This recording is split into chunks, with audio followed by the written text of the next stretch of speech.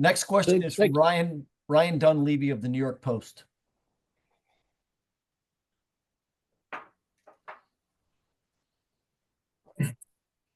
Hey, Daniel, can you hear me? Yep, I got you, man. Thanks for doing this.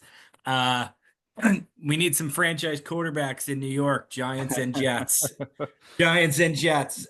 You mentioned Cam as a possibility for number one for the Titans, but not Shedeur, which makes me think you think there's a significant gap between them. And then you also have the Giants passing on Shedeur at 3 with all the buzz. I mean, Shedeur obviously thinks he's going to the Giants with his cleats and whatnot. What do you think of the top 2 quarterbacks, the separation, and their matches for the Giants and Jets?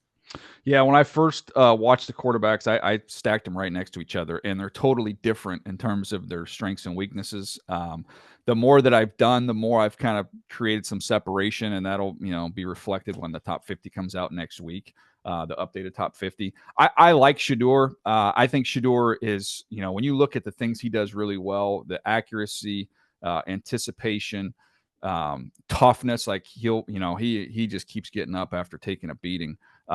But some of the other things that Cam has, he doesn't have. It's just a little bit more twitch in his body. He's got a more live arm. I think he's more equipped to play in that division, in that stadium, in that environment that you're going to get with weather. I think Shedeur makes more sense, just as relying a little bit more as a touch thrower than a power thrower. I think he makes more sense. When you look at the Saints, make sense to me. The Raiders make sense to me.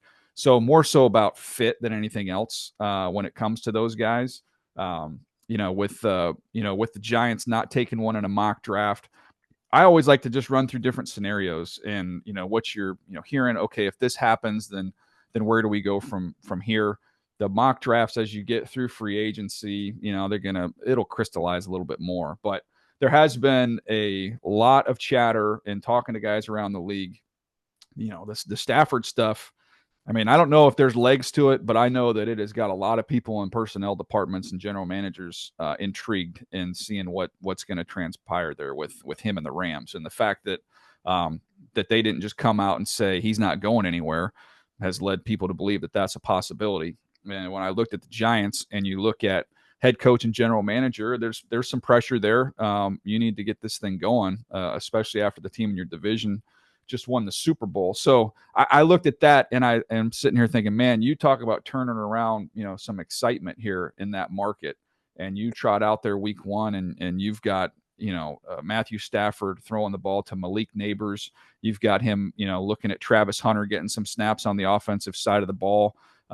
You've got who knows what else they can do with the money they have in free agency. And is Cooper Kupp, part of that? Is that a package deal with him and Stafford? So that was my mind. That was kind of where I was going in my fantasy land as we got to that mock draft.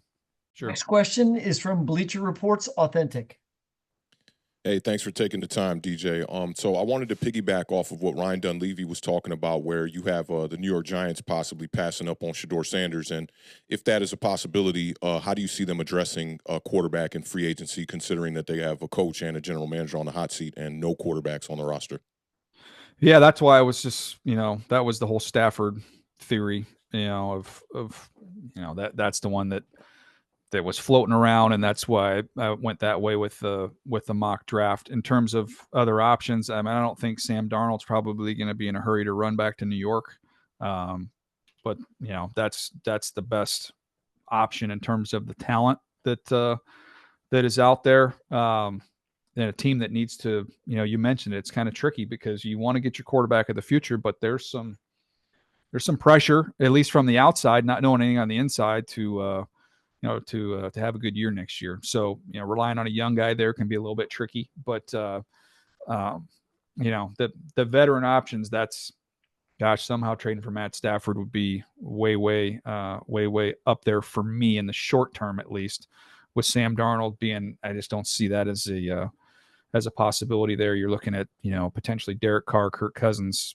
There's a whole lot of other guys, but it's not.